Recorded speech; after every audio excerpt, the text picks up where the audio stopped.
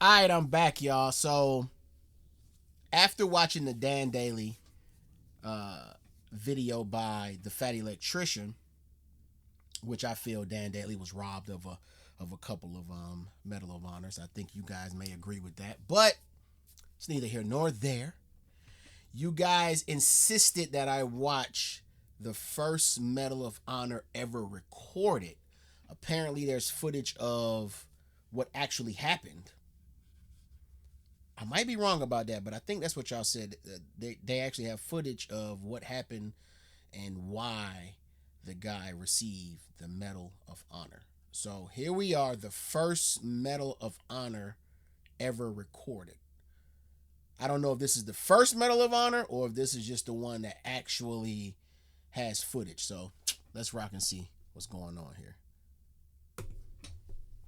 Chapman, a U.S. Air Force combat controller, and the SEALs are attempting to rescue their lost teammate. You'll watch Chapman's heroic actions as he saves the lives of his entire SEAL team and then another 18 members of it. Okay.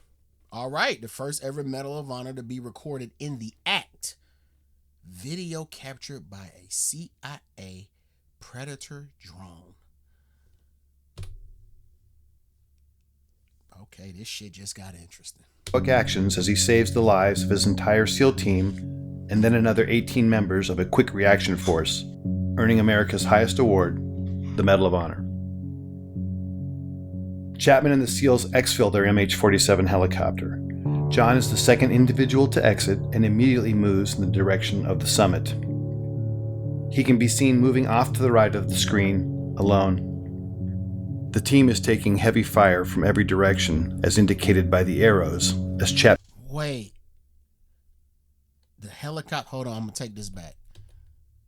He used a term that I don't know. I guess getting out the elevator. I think he said X something.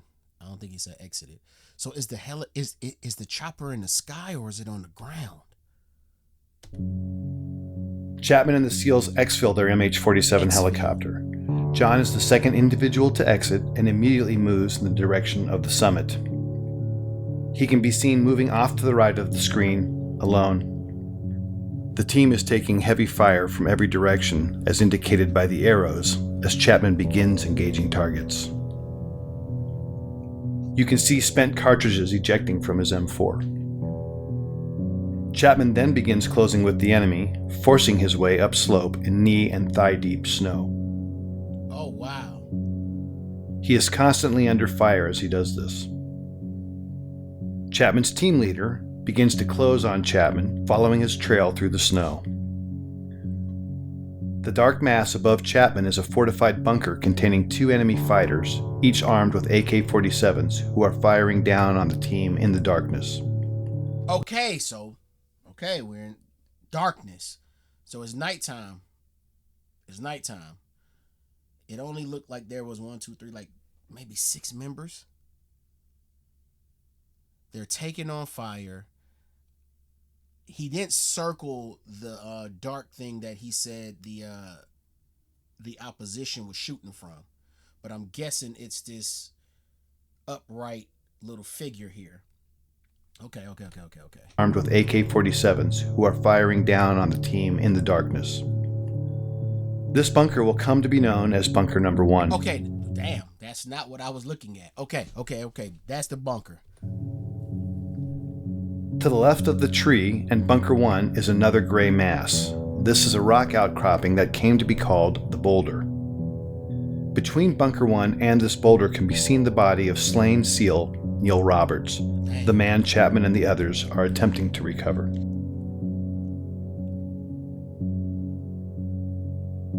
Chapman, still alone and closest to the enemy, pauses to engage targets as his team leader follows him, but never actually catches up with him.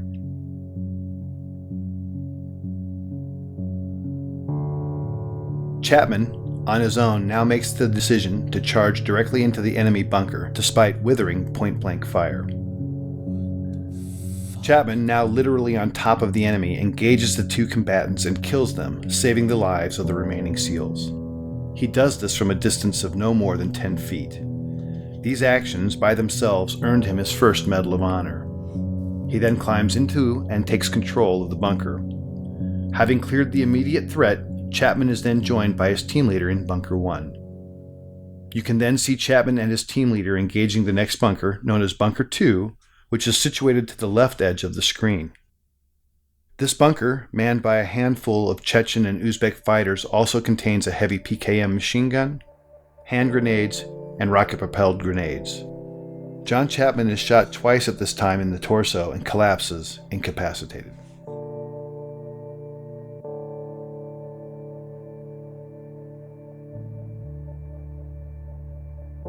You are now looking at a new angle, and at the left of the screen can be seen the two-man fire team and team leader on top of the boulder. Just below it is Bunker 1 with the mortally wounded Chapman. One SEAL can be seen firing his modified M60 machine gun from the hip into Bunker 2 on the right side of the screen until he is struck by grenade shrapnel and tumbles 10 feet off the top of the boulder, collapsing at the feet of his team leader, thus setting off a chain of events that would lead to the SEALs abandoning Chapman on the summit. The wounded SEAL and the team leader can be seen conferring about his injuries. Moments later, the SEALs decide to retreat from the summit because their position is untenable in the face of continued massive enemy firepower. They can be seen moving toward the right side of the screen and passing the body of Neil Roberts. Unfortunately, the SEALs do not pass John Chapman, who is above them and inside Bunker 1. This angle shows 3 SEALs in a triangle. The larger black heat signature is a smoke grenade. Just to its left is a donkey and dead Al-Qaeda fighter killed by Chapman.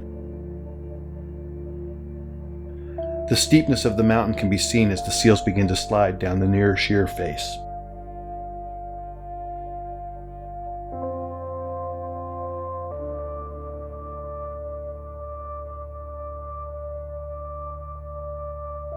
The team leader, desperate for relief and now with 2 wounded teammates, asks for uncontrolled airstrikes from an orbiting Air Force AC-130 gunship. So when they say uncontrolled, that means he's just saying, bro, you got our area, just bomb. Just go, bro. Don't worry about us. Just go. Is that what uncontrolled means? Asks for uncontrolled airstrikes from an orbiting Air Force AC-130 gunship. The impacts you see are from 105mm howitzer rounds being fired onto the ridgetop in order to save the remaining SEALs. Because neither the SEALs nor gunship know Chapman is alive, he is experiencing these detonations from his position. At approximately 5:20 in the morning, Chapman recovers and begins to engage the enemy. Bunker Wait. detonations from his position. Wait. At approximately 5:20 in the morning, Chapman recovers and begins to engage the... Fuck, I don't think they told me what time that they landed. If they did, I forgot. So my boy Chap took 2 to the gut. Well, torso.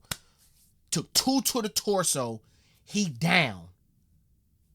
His members move on. Engage the enemy. Right? One of the dudes get hit with grenade shrapnel. He rolled down to the feet of the I forget the title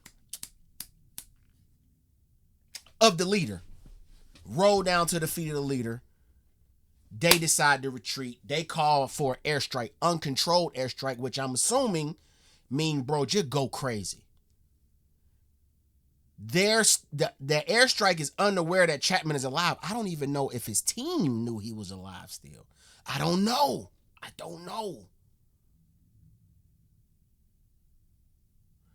And at 5:30 in the morning, Chapman wake up, torso lit up, said, all right, let's get back to it. That's what y'all telling me. Bruh, this shit is unreal, bro.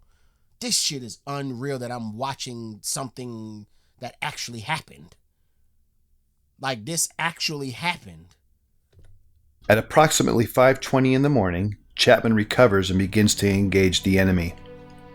Bunker 1 is on the right side center of the screen and Bunker 2 to the left near the screen center. It will never be known what caused his incapacitation and recovery. Of the 2 rounds that originally wounded him, at least one was mortal, and at this time he is experiencing severe blood loss and shock.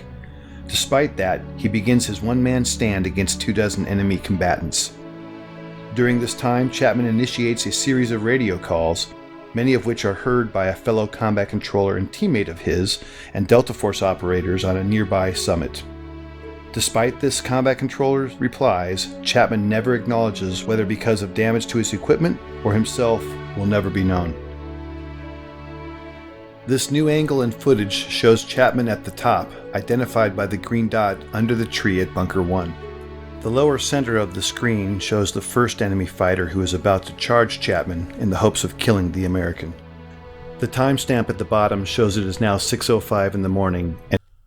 6:05. So we're in this about 35 minutes of just rounds being exchanged and somebody charging right at wounded Chapman, hitting the torso twice. Okay.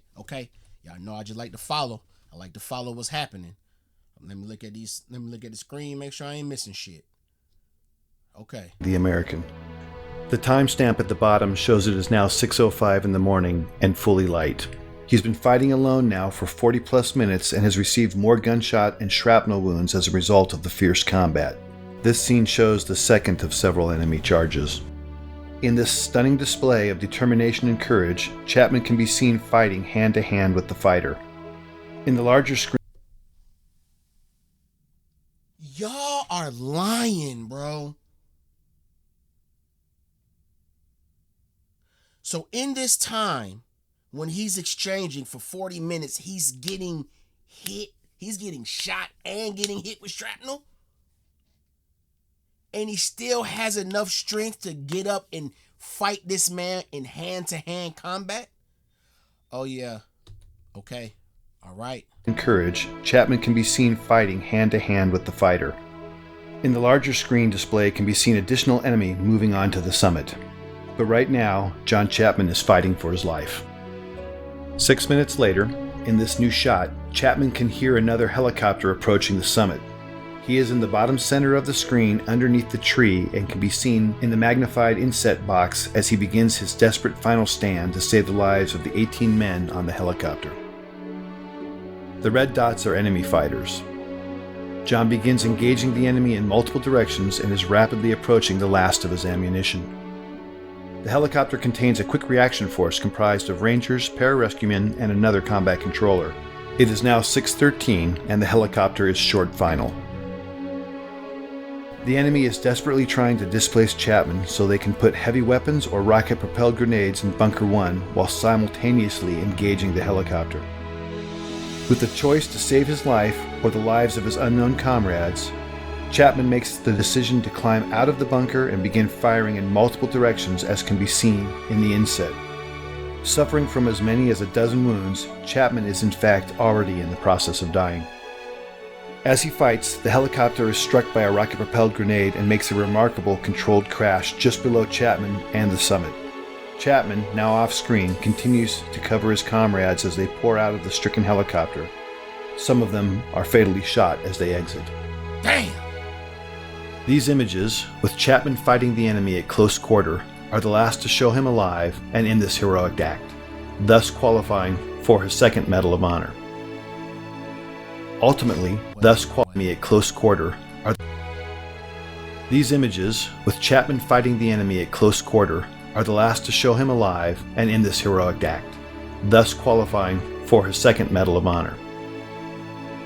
Ultimately, Chapman would expend all but the last few rounds of his ammunition, until, finally, after 16 bullet and shrapnel wounds, Chapman succumbs when he is shot through the heart. We will never know his final thoughts or words, but what we do know is his decisions and actions single-handedly saved the lives of 23 comrades. For more information about John Chapman's amazing story and the details about this mission, visit danschillingbooks.com or your favorite book retailer to obtain a copy of the chronicle of his life, Alone at Dawn.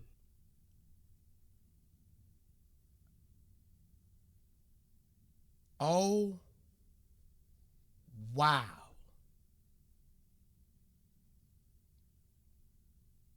Bruh. Okay.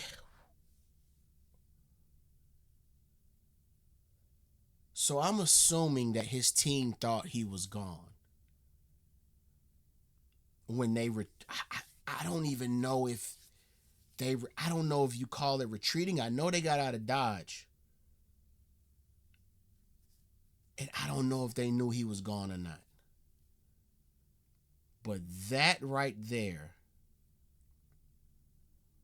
is an incredible story. That's a different kind of bravery. That I don't know. I don't know. I don't know. I don't know what to say to that.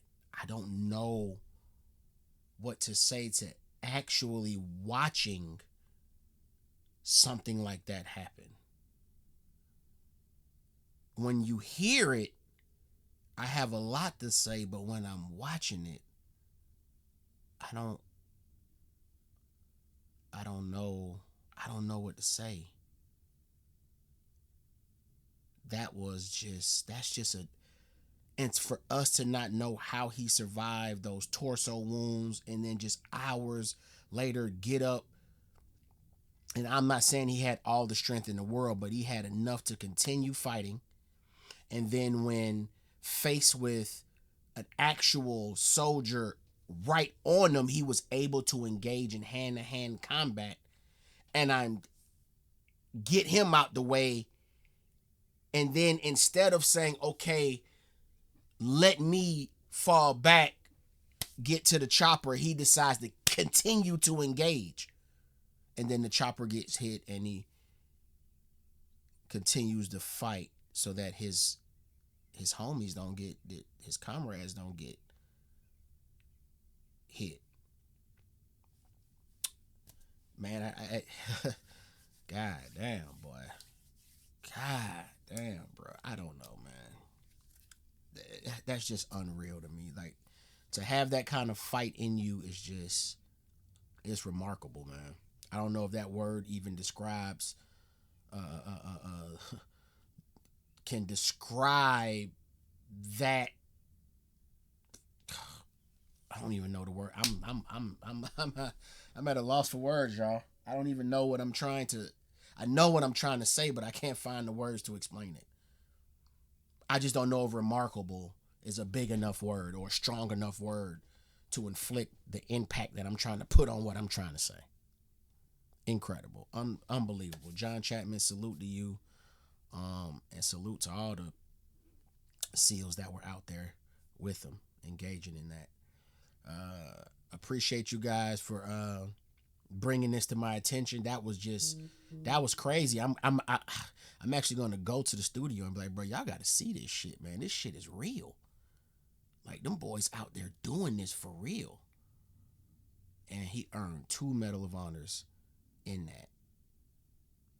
Them damn CIA drones came through on that one. I wonder if the CIA drones weren't there, would he have received the second? Yeah, he would have received it because he radioed for the chopper. He radioed. So that's how they knew he was out there. I was saying because I thought the CIA drone footage is the proof that this happened, but he actually came to, radioed, and that's how they knew he was still alive. So they knew he was there doing that. So rather the drone caught it or not, he definitely would have got that second Medal of Honor. Unbelievable, man. Please make sure you like, comment, share, and subscribe. I'll catch y'all on the next reaction. I'm out.